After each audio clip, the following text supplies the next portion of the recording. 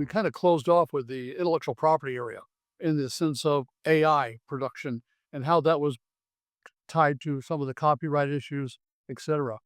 But what are some of the other common myths, I guess, that people attach to being able to have I got a patent, I've got a trademark, I've got this, and then how you might have applied that or had to work with a company because we're obviously in the life sciences. How have you worked with a company that has been producing, let's say, a medical device of some type, and how you had to apply different things for them and get them to understand what that process was and how to really protect that device that they were working with?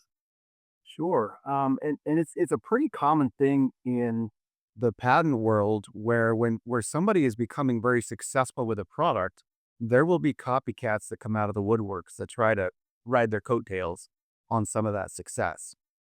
I guess one of the recent ones I've been working on is I'm working with a company. They do medical devices. They do water jet excision devices for surgery. And they've seen quite a bit of success in that area. And all of a sudden, they see another company entering the field from a different country. And that company is now starting to market and sell their products quite prolifically. And so, by having a robust patent portfolio, we've been able to use that company's patents to go and stop that competing company from using the very same technology that my client has been developing. And it's been very successful in the US because the company's got a very robust US patent portfolio. It also has developed a decent international portfolio in many other of the countries of interest where my client has been very successful.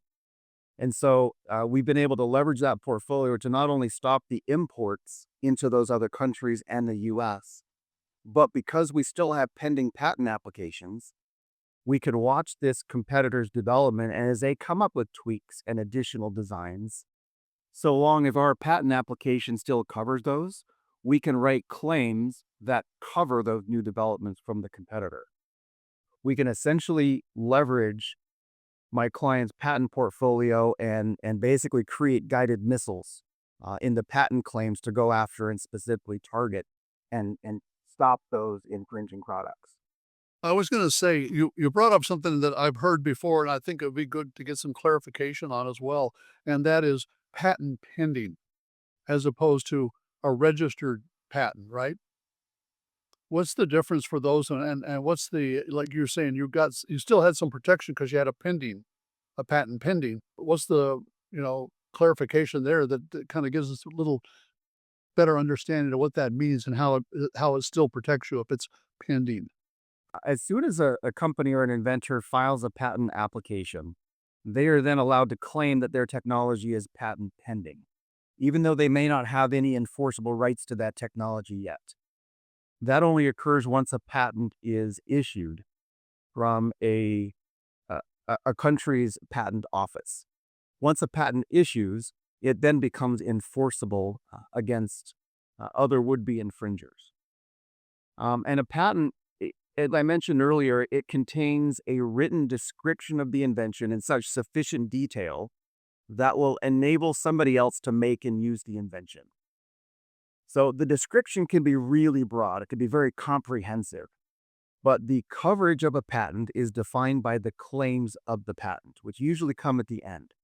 And it's a very specific set of numbered paragraphs that define exactly what the invention is that the inventor owns. And so an application might include description of 3, 4, 10 different inventions, but those claims are typically only directed to one invention. So once an application is ready to issue, we can file what's called a continuation application, which is basically a photocopy of the application. We file it again and add new claims to it that protect a slightly different scope of protection. And the great thing about a continuation is that it enjoys the same filing date as the prior application. Oh, okay. So Very you good. continue to spin off additional applications to protect slightly different perspectives of the invention or slightly different inventions that are all enabled in the application. And so by keeping an application open like that, it allows us to strategically watch the market, look at competitors, and keep drafting claims to either be offensive, meaning we want to cover exactly what a competitor is doing, or defensive, that we want to, keep building walls around our own devices and inventions to keep others out. And we can keep on doing that for the lifetime of the patent.